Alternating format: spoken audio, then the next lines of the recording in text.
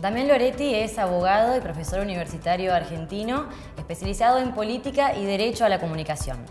Participa activamente en materia de libertad de expresión y es uno de los grandes hacedores, colaboradores y aparte impulsó el proyecto de ley de servicios de comunicación audiovisual. En esta oportunidad tenemos el orgullo de tenerlo en el estudio de Canal Acequia en el marco de un congreso de comunicación y libertad de expresión que se va a desarrollar en la provincia. Hola Damián, ¿cómo estás? Muy bienvenido. Gracias por la invitación. Bueno, y contanos, vas a también participar de este congreso y vas a presentar tu libro. Efectivamente presentamos el libro en el Auditorio de Radio Nacional, ahí en calle Emilio Civit, con la participación de Pablo Goicoechea, de Ernesto Espeche de la radio y de los amigos del Sindicato de Televisión que también forman parte de quienes invitan junto con el Instituto. ¿Cuál crees que fue la situación o el contexto ideal que permitió que finalmente se sancionara y se promulgara la ley de medios? A ver, un par de aclaraciones. Durante el gobierno de Alfonsín no llegó a recinto el proyecto, hubieron una etapa bastante adelantada de dos proyectos, lo que se llama el proyecto Grosso del peronismo renovador y de Álvarez Guerrero. Ninguno de los dos tomaba el viejo proyecto histórico de lo que había sido el proyecto del Consejo de Consolidación de la Democracia, ese que Alfonsín crea al principio de su gobierno y que timoneaba a Carlos Nino. En cualquiera de los dos casos estaba devaluado, digamos, el sentido del derecho a la libertad de expresión como derecho humano. Cuando digo devaluado es algunas cláusulas antimonopólicas estaban relajadas y cosas así. En el año 91, el diputado Enrique Paz, que era del peronismo, se le llamaba el Grupo de los 25, era un dirigente sindical del gremio de prensa de Jujuy, junto con Ricardo Felgueras, que era un dirigente radical de La Pampa, hicieron un proyecto en conjunto. Fue la primera vez que yo tenga memoria, había un proyecto compartido desde el inicio y ahí faltaron 4 votos para llegar a recinto en una multitudinaria reunión intercomisiones y se habían juntado con 120 votos.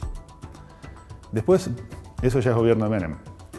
Durante el gobierno de Menem hubieron algunas intenciones de hacer proyectos, pero eran sustantivamente malos. Digo, ahí efectivamente sí hubo un proyecto del Ejecutivo y no pasó, entre otras cosas, por los que generalmente pedíamos sacar la ley.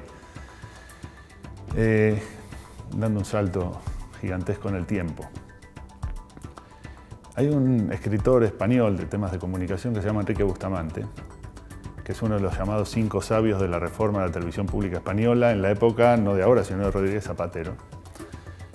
Él dice que tiene que confluir 3 cosas, pero sobre todo en la primera etapa de un gobierno, porque ahí no se juegan las elecciones y viene con mucho poder. Yo creo que en el 2007-2008 lo que pasó fue eso. Se juntaron estas 3 cosas, que es voluntad política, un buen proyecto y movilización popular para apoyarlo, que eso venía de la llamada coalición por los 21 puntos desde el 2004, y había un gobierno recién iniciado. Y lo que había era una fortísima polarización política donde, digo, esto lo planteó hasta Fopea, existía una falta de pluralismo interno en los medios. Ellos decían en todos. ¿Se acuerdan la discusión sobre el tema del 125? Que había periodistas que planteaban que las presiones comerciales de las cerealeras sobre los medios de comunicación impedían que algunas cosas se dijeran. Hubieron algunas expresiones racistas respecto a los modos de apoyar al gobierno. Eso dio lugar a la discusión desde la Facultad de Ciencias Sociales de la Universidad de Buenos Aires sobre lo que se llamó el famoso Observatorio de Discriminación. Pero digo, en un ambiente de suma polarización aparecieron las 4 cosas. El momento, la voluntad política, un buen proyecto montado sobre los 21 puntos y movilización. Muy bien, bueno, y esta entrevista, este estudio, este canal es de alguna manera parte o gracias a la Ley de Servicios de Comunicación Audiovisual. Canal Acequia es el canal público de los mendocinos. Y te quería preguntar con respecto al desarrollo que tuvo esta ley a nivel federal en el país. ¿Cómo fue el desarrollo en las provincias? Mira, están habiendo cosas que si uno las pensaba eran ciencia ficción. Por ejemplo, que hubiera ficción en el interior. Hay 4.000 productoras inscritas en el Instituto de Cine que han participado en los concursos de promoción de contenidos. Eso merece que la rueda sea un poquito más redonda de lo que todavía es, pero digo, hay gente que se ha dedicado a producir que antes era impensable. Hay espacios de cuota de pantalla que se cumplen, vale decir. Lo discutía con una autoridad de parte de las minorías en un encuentro. Él dice, ¿es razonable que alguien le diga que no puede tener una red permanente para recibir radio AM de Buenos Aires? Y sí, en algún lugar tenés que dejar que pase radio local. Si no, la gente se recibe y se va a trabajar toda Buenos Aires. Total, en algún momento va a llegar a su provincia por vía satélite o por internet. Y me parece que no es la lógica.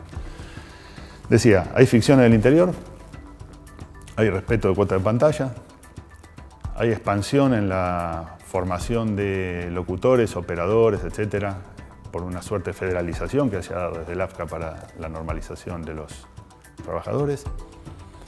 Y han aparecido medios universitarios y han aparecido medios provinciales. En televisión, digo, en radios incluso hay municipales. Y a mí me parece que lo que se recoge ahí es este sentido del Estado como amigo de la libertad de expresión.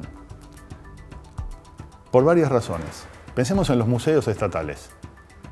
Si los museos estatales son tomados como mero espacio subsidiario de lo que no mostrarían los galeristas privados, hay gente que jamás vería nada. Y este mismo FIS dice, los medios de comunicación son lo que en una época eran las esquinas de la calle. Porque la historia preliminar de la defensa de la libertad de expresión es yo me paro en la esquina de la calle y nadie tiene derecho a llevarme preso por lo que diga. Y hay quienes incluso han agregado que el Estado tiene la obligación de proteger que yo pueda hablar en la esquina de la calle. Ahora, cuando uno piensa en la esquina de la calle, hoy la piensa con un medio de comunicación al lado, porque si no nadie le escucha. Entonces FIS desde los 60 dice, los medios son a la vez oradores y esquinas. Lo que ha venido a hacer la ley es multiplicar las esquinas. Por eso no resulta la idea de este hombre, porque alguien no podría escuchar todo el tiempo las radios de Buenos Aires, pues les quita el espacio. El espectro radioeléctrico no es infinito, le quita lugar en la esquina, en su propio lugar, a alguien que quiere tomar la voz pública en la esquina de su pueblo. Bueno, ¿y cuáles son a tu criterio las deudas que todavía tiene la Ley de Servicios de Comunicación Audiovisual para la sociedad argentina? Y en la aplicación me parece que la gran deuda son los concursos, que es el modo de institucionalizar los futuros operadores con un título legal, que hoy existen, que están subidos a la TDA por distintas razones, o no, o gente que se ha preparado, me consta personalmente, agrupación de cooperativas o de sindicatos que quieren concursar para tener un espacio en la televisión digital y que están esperando con los programas hechos hace 4 años o 3 años. Creo que esa es la deuda es esa, que es la herencia institucionalizada de la multiplicación de las esquinas. Bueno, muchísimas gracias Damián Gracias por a vos. tenerte entre nosotros. Fue un placer. Y bueno, bienvenido a Sequia siempre. Gracias. Hasta luego. Fue un placer.